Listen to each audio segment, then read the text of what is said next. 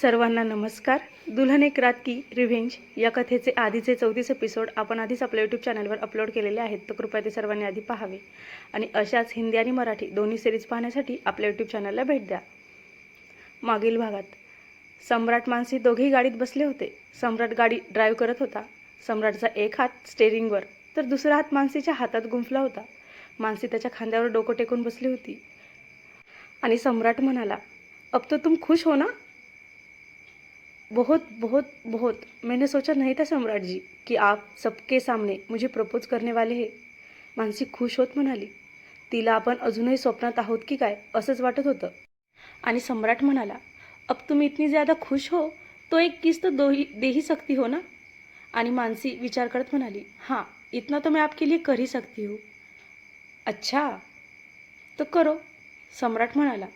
नहीं पहले आप अपनी आंखें बंद करो. तोही मानसी म्हणाली. आणि सम्राट डोळे छोटे छोटे करून लटक्या रागात तिच्याकडे बघायला लागला. आंखें क्यों बंद करू? आणि मानसी, क्यों मुझे शर्म नहीं आएगी? मानसी केविलवाना चेहरा करत म्हणाली. तुम्हें शर्म भी आती है, वो भी मेरे सामने?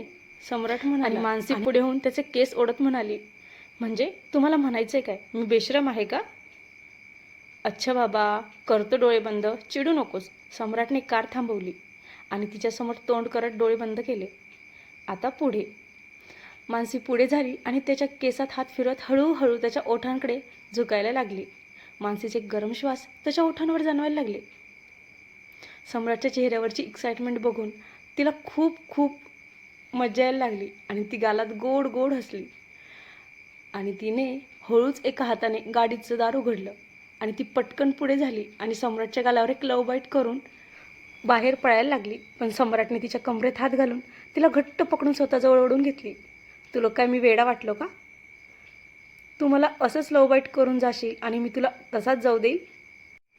सम्राट त्याची एक ॲब्रो वरती करत त्याच्या नेहमीच्या स्टाईलमध्ये म्हणाला. आणि तिला काही कळायच्या आत त्यानं तिचे ओठ त्याच्या राकट ओठात बंदिस्त केले. आता सम्राट मानसीला पॅशनेट आणि रूड किस करायला लागला. मध्येच त्यावर बाईटही करत होता. तिचा खालचा ओठ वरचा ओठ असं एक एक करून दोन्ही ओठांचा आळीपाळीने चांगला समाचार घेत होता. आणि जवळजवळ 10 मिनिटे मानसीच्या ओठांचं चांगलंच रसपान करून त्यानं तिला सोडलं. आता मानसीचा श्वास जड झालता आणि तिच्या ओठांवर अजूनही त्याच्यात त्या राकट किसची झणझणाट जाणवत होती.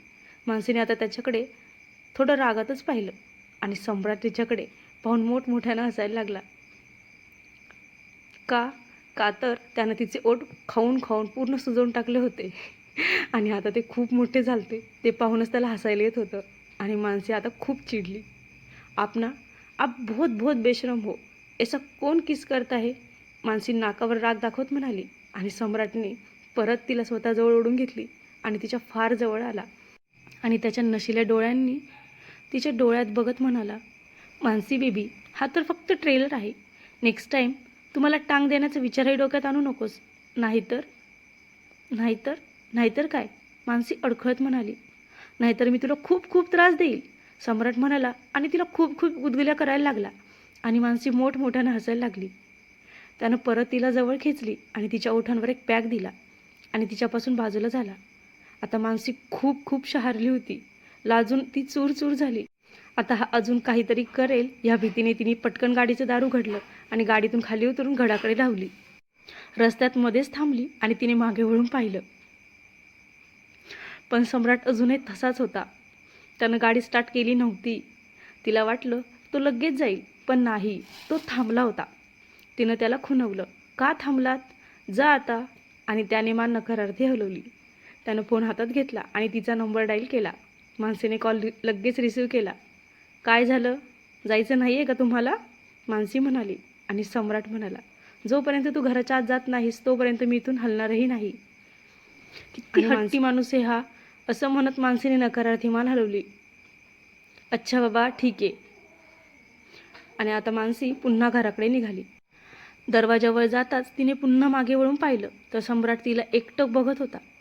तिनं हात वर करून त्याला बाय केलं तर सम्राटनं एक फ्लँकिस तिला पास केला आणि गाडी स्टार्ट करून निघून गेला. दुसऱ्या दिवशी सकाळी सम्राट ऑफिसमध्ये आला. त्यानं पाहिलं तर मानसीची चेअर खाली होती. तो तसाच त्याच्या कॅबिनच्या दिशेने पुढे झाला. पण मन राहून राहून सारखं तिच्या चेअरकडे जात होतं. आणि मग त्याच्या मनात विचार आला, ही मुलगी पण ना रात्रभर नीट झोपली नसेल, रात्रभर माझी स्वप्न बघत बसली असणार आणि म्हणूनच सकाळी उठायला उशीर झाला असेल. आणि उशीर झाला असेल म्हणूनच मॅडमचं आवरलं नसेल आणि त्यामुळेच मॅडम अजूनही ऑफिसला पोहोचल्या नसाव्यात, असं म्हणत सम्राटने अस्वस्थपणे केसातून हात फिरवला. आता काही वेळानंतर माणसे ऑफिसला आली तर तिच्या कलिग मैत्रिणी सम्राटच्या नावाने तिला चिडवायला लागल्या. त्यातली एक तिला म्हणाली, मानसी, तू किती छुपी रुस्तम निघालीस गं. माझा तर अजूनही विश्वास बसत नाही आहे की सम्राट सर, आपले खडूस सम्राट सर तुझ्यावर प्रेम करतात आणि आम्हाला याची थोडीसुद्धा भनक लागली नाही. तेवढ्यात दुसरी मुलगी म्हणाली, मानसी, तू नक्की केलं तरी काय गं? जादू टोना तर नाही ना केलं बाई सरांवर? कारण हा माणूस एका मुलीकडे नजर वर करून नीट बघत नव्हता आणि तोच माणूस काल सगळ्यांसमोर गुडघ्यावर बसून तुझा हात हातात घेऊन प्रपोज करत होता. हाय, मला तर अजून पण ते सगळं स्वप्नच होतं असंच वाटतं. आता तिसरी मुलगी म्हणाली, अरे बाबा, ते स्वप्न नव्हतं, खरंच घडलंय आणि जरा हिच्या चेहऱ्याकडे बघा तरी, किती किती लाजते. आता मानसीचे गाल लाजून लाल लाल झालते आणि ती खूप खूप ब्लश करत होती आणि मानसी लाजत म्हणाली, आता बस झालं तुमच्या सगळ्यांचा मजाक. किती बोलता यार तुम्ही, मला आता जाऊ द्या, काम करू द्या, नाहीतर आपले सम्राट सर परत त्यांचं रौद्र रूप धारण करतील. मागच्या वेळेस सगळ्यांनी फायर करायची फक्त धमकी दिली, पण ह्यावेळेस खरंच ते सगळ्यांना फायर करतील बरं का, मानसी म्हणाली आणि सम्राटच्या केबिनकडे निघाली. तसं मागून सगळ्यांनी तिला अजूनच चिडवायला सुरुवात केली. ओहो, बघा मॅडमला किती घाई झाली सरांना भेटायची. आता मानसी सगळं ऐकून पळतच सम्राटच्या केबिनजवळ आली आणि तिने दरवाजा नॉक न करताच ती आत गेली. मानसी आत येताच सम्राटची नजर तिच्यावर गेली. तसा तो खुर्चीतून उठला. Welcome Mrs Dharmadhikari, welcome. Mansi आता लाजत लाजत त्याच्याजवळ आली. सम्राट जी, आप भी ना बाहर तो सब मजाक उड़ा रहे हैं और यहाँ आप भी. आणि सम्राट म्हणाला, तुम्हें बड़ा शौक था ना सबके सामने प्रपोज करो, लो कर दिया प्रपोज. आता सगळ्यांना कळलंच आहे तर त्यात लाजायचं काय? तसंही आज नाही तर उद्या सगळ्यांना कळलंच असतं. असं म्हणत सम्राटने मानसीला दोन्ही हातात उचलून घेतली. सम्राटजी, काय करताय? सोडा मला, आपण ऑफिसमध्ये आहोत आणि मी तुमचं आजचं शेड्यूल द्यायला आलते फक्त. प्लीज मला खाली सोडा ना, मानसी क्यूट फेस करत म्हणाली. खरंच सोडू? सम्राट नॉटी व्हॉईसमध्ये म्हणाला. हो, सोडा, मानसी त्याच्या मिठीतून उतरण्याचा प्रयत्न करत म्हणाली. मानसी, मी सोडेल तुला, पण मला काय मिळेल? सम्राट त्याच्या कोल्ड व्हॉईसमध्ये तिच्या कानात एकदम जवळ त्याचे ओठ घेऊन जात म्हणाला. तसं मानसीचं हृदय जोरजोरात धडकू लागलं. तिचे कानशील तापू लागले कारण सम्राट तिच्या कानावर किस करत त्याचे गरम श्वास सोडत होता.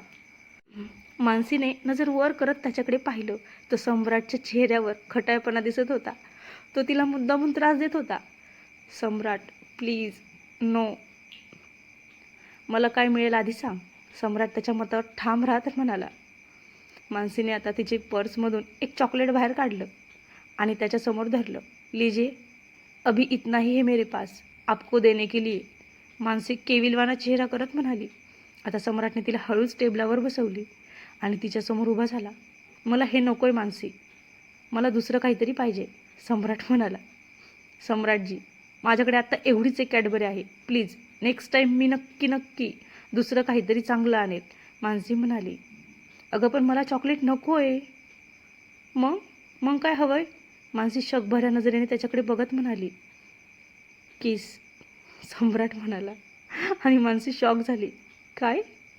हो, मला किस हवंय. नाही, अजिबात नाही, मला खूप कामे आहेत.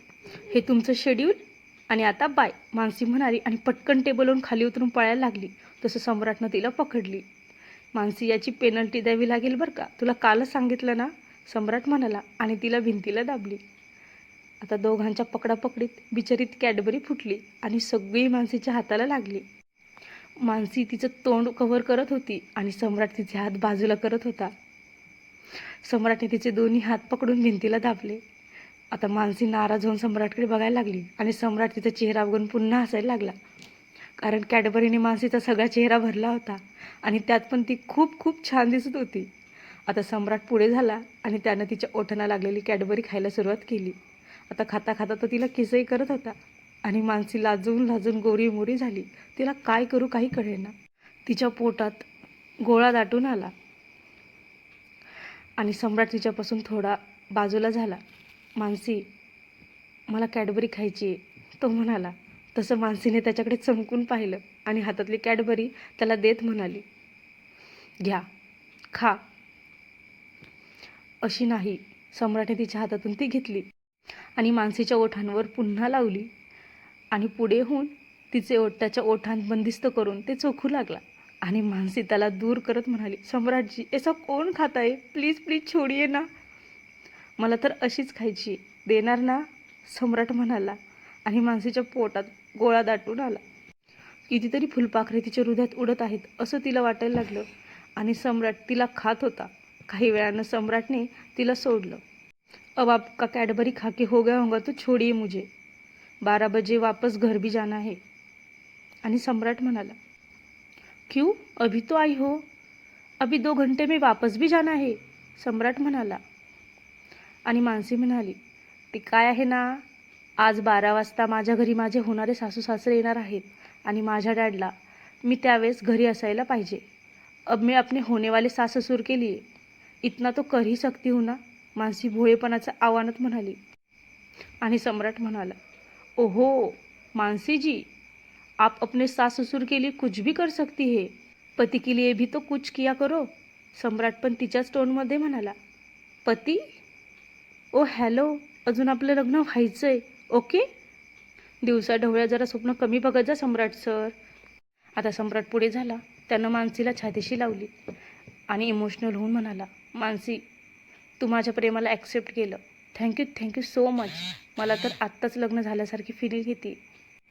रिअली सम्राट जी, अब वैसे मैं जा सकती हूँ ना. मानसी सम्राटपासून दूर होत म्हणाली, मैं मना नहीं करूँगा तो नहीं जाओगी. सम्राट म्हणाला, नहीं, मैं तो जाकर ही मानूंगी. तो फिर क्यों पूछ रही हो?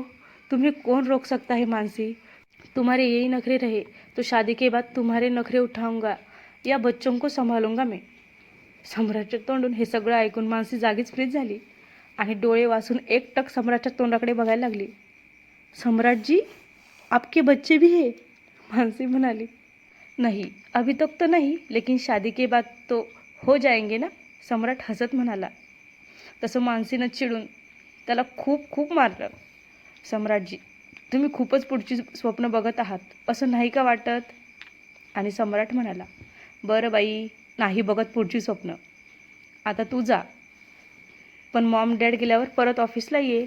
ते काय आहे ना, आजकाल तुला बघितल्याशिवाय माझं मन कशातच लागत नाही. आणि मानसी म्हणाली, तुम्ही पण ना सम्राटजी, 2 तासासाठी कोण ऑफिसला परत येतं. आता ती बोलत होती की सम्राटनं पुन्हा तिच्या तोंडात तोंड घातलं आणि एक डीप किस करून तिला सोडलं. आता माझा चेहरा पूर्ण लाल झालता. ती पटकन त्याच्यापासून बाजूला झाली आणि केविनच्या बाहेर पळून गेली. इकडे सातपुते विल्यात टीना हॉलमध्ये बसली होती. तिच्यासमोर एक मध्यम वयस्कर माणूस 3 पीस घालून सुटाबुटात उभा राहून काहीतरी सांगत होता. तो माणूस प्रारंभचा राईट हँड होता. टीनानं टीव्ही लावला तर सगळ्या न्यूज चॅनलवर फक्त एकच बातमी झळकत होती, सम्राट मानसीच्या एंगेजमेंटची. कसं सम्राटने गुडघ्यावर बसून मानसीला प्रपोज केलं, तिला मिठीत घेतलं. सम्राटचे डॅड मधुकरराव लवकरच त्या दोघांच्या लग्नाची तारीख काढू असं अनाऊन्स करत होते. ते दाखवलं जात होतं आणि टीनाने चिडून रागात टीव्ही बंद केला आणि इकडून तिकडे येरझाऱ्या घालू लागली. आणि अचानक तिच्या डोक्यात काहीतरी आलं आणि तिच्या चेहऱ्यावरचे सगळे भाव बदलले. ती डेव्हिल स्माईल करत मोठमोठ्यानं हसायला लागली आणि तिला असं हसताना बघून प्रारंभ काळजीत पडला. टीना बेटा, काय झालं? त्यानं काळजीत विचारलं. डॅड, ही मुलगीच बनेल आपलं हत्यार. त्या दक्ष देशमुखला संपवायला, त्याचं सगळं साम्राज्य उद्ध्वस्त करायला.